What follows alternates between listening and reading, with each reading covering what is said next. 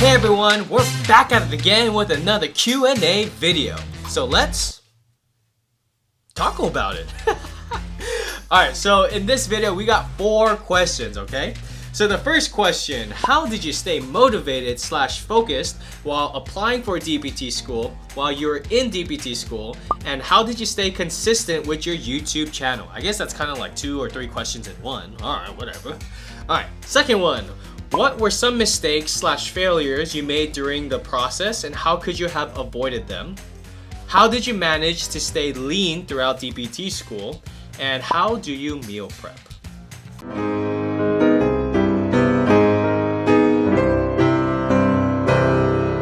Do you want to learn everything you need to know to get accepted into DPT school?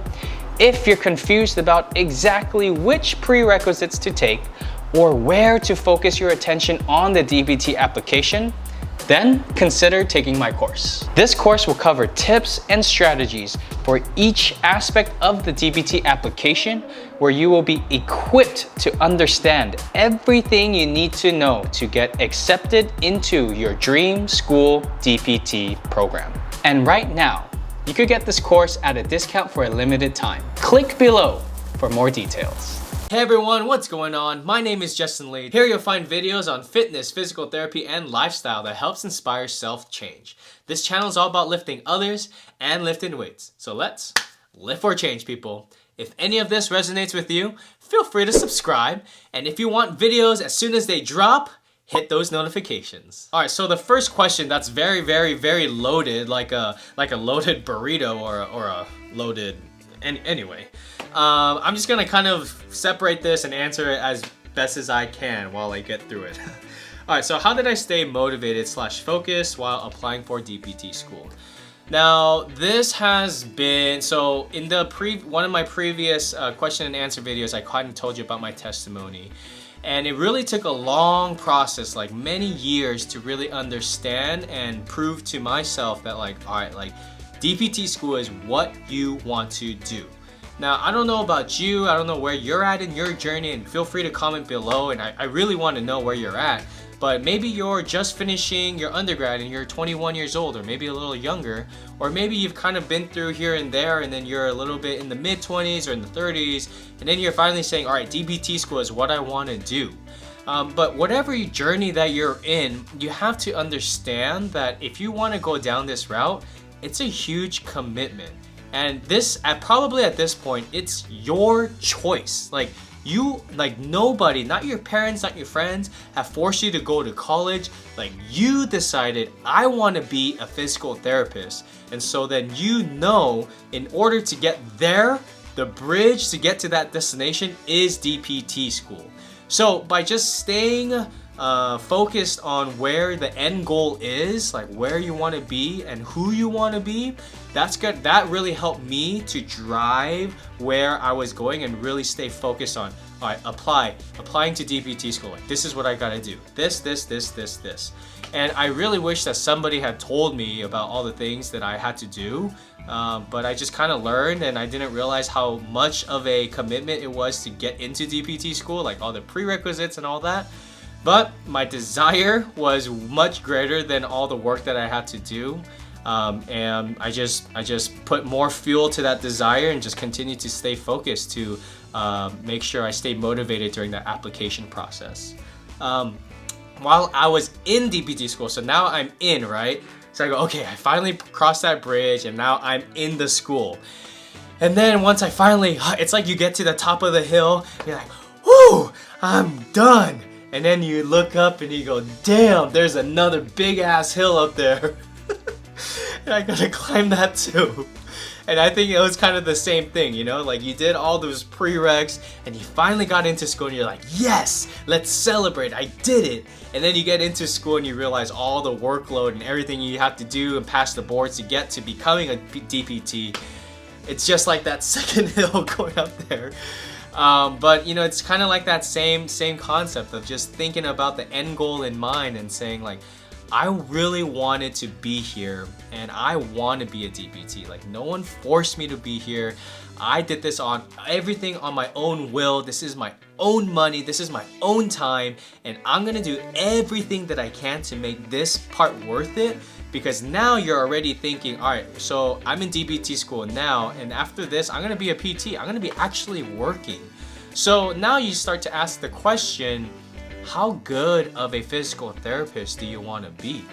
Do you want to be just that PT that just clocks in, clocks out, just goes through the mundane days of hours of work, and then you're just like doing the same things for every single patient over and over again? Or do you want to be that PT who really invests in your patients, who invests in their lives, who changes different exercise and different therapeutic exercises or manual treatments to match exactly the function of that patient and match exactly what they want to do as a unique person?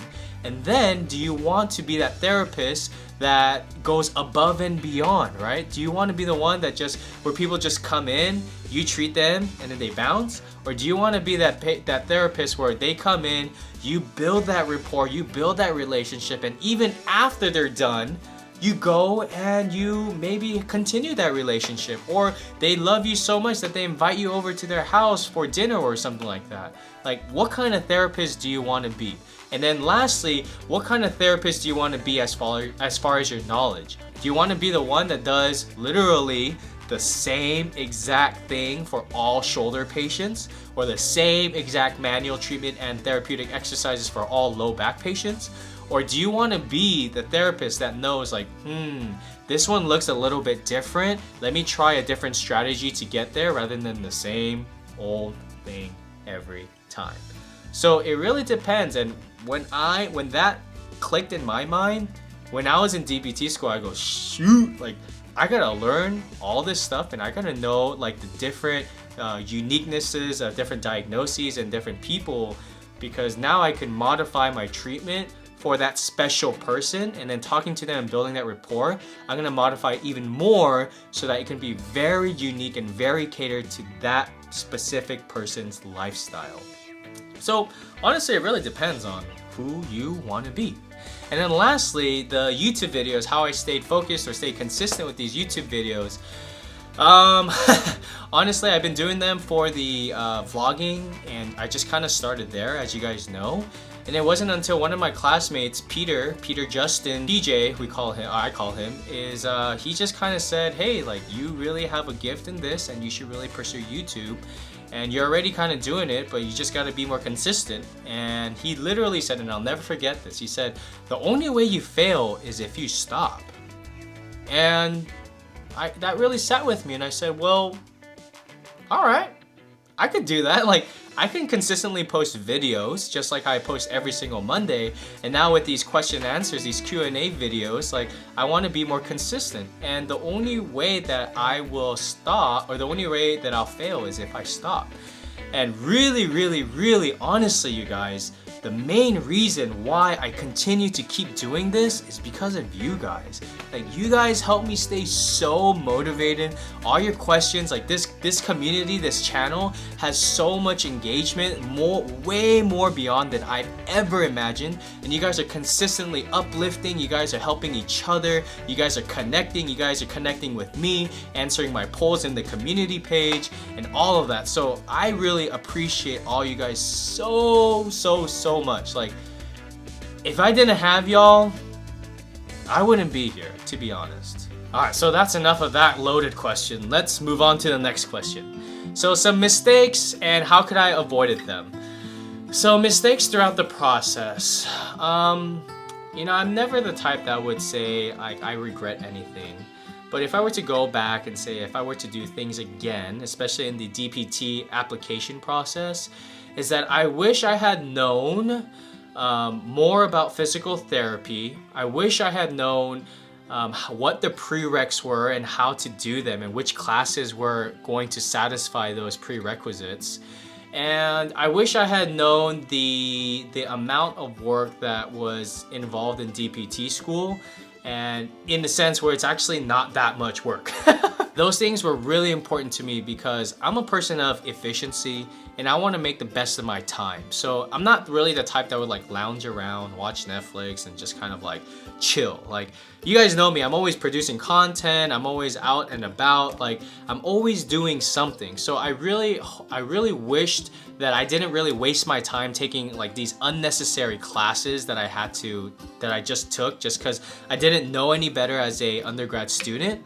And I wish I had known like the amount of work that was in DPT school, like it wasn't as much as I actually thought it was. So, you know, and I stressed way too much about it. Like DPT school, don't get me wrong, it is a lot, but it's not like where you're not gonna have a life. And my life proves it, you know, like I was able to go to school, still work, still do some YouTube, still hang out with some friends, get married, list goes on, blah, blah, blah, okay?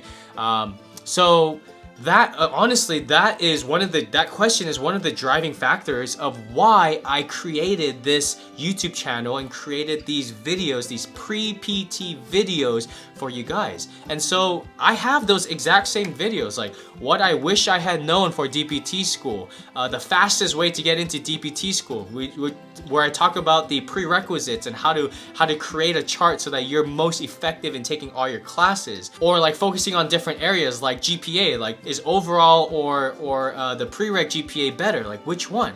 So all these thoughts that I've had when I was in your position, those are the videos that I'm creating because I wish I made so many mistakes and I had such a different mindset back then that I said, I don't want anyone to waste their time anymore. I don't want anyone to go through what I did. Let me give you guys tools so you guys don't make the same mistakes as I do. So you're welcome. Can I get a thumbs up for that? All right, so the next question, how did you manage to stay lean while being in DPT school? It's all about consistency, all right? Consistency is so big. You can ask any of my classmates, and those of you who have been following me since the start of DPT school, I have never missed a week of exercising since the start of DPT school. And to take it a step further, I have never missed a week of exercise since I was in high school. So that's over 10 years. Every single week I was able to go to the gym, right? Stay consistent. If I wasn't able to go to the gym, if I was traveling or something, I was out and about, staying active, doing something. And it's really consistency. Like I haven't gained weight. I mean, sure, like my body fat kind of fluctuates and I'm not as aesthetic or as lean, but the consistency matters with the exercise. Eating as well is a huge factor. And one of the biggest contributors to me staying lean throughout my DPT school career is that I always cook. Like cooking, every single week I'm cooking something. There's never been a week where I'm not cooking something. And that is so important because the food that you cook is typically gonna be less calories than the food that you eat out. When you cook something, you're probably gonna make a little less and control those portions versus having your meal that's eaten out and you're like trying to eat all of that food, and then it's like so unnecessary for you. So you know, really I would say consistency and cooking is like the biggest things. C and C, you know, just like how you CC somebody in your emails. Okay, that was really dumb. All right, but anyway, consistency and cooking, like I would say those are the biggest factors. So that's a perfect segue into the last question. How do you meal prep? Now it has changed a little bit since I got married, but I'll just give you a general rule of thumb. Typically on Sunday or Monday, the beginning of the week, that's when I meal prep. And I prep my meals specifically for my lunches for Monday, Tuesday, Wednesday, Thursday, Friday for sure, right? I for sure prep my lunches.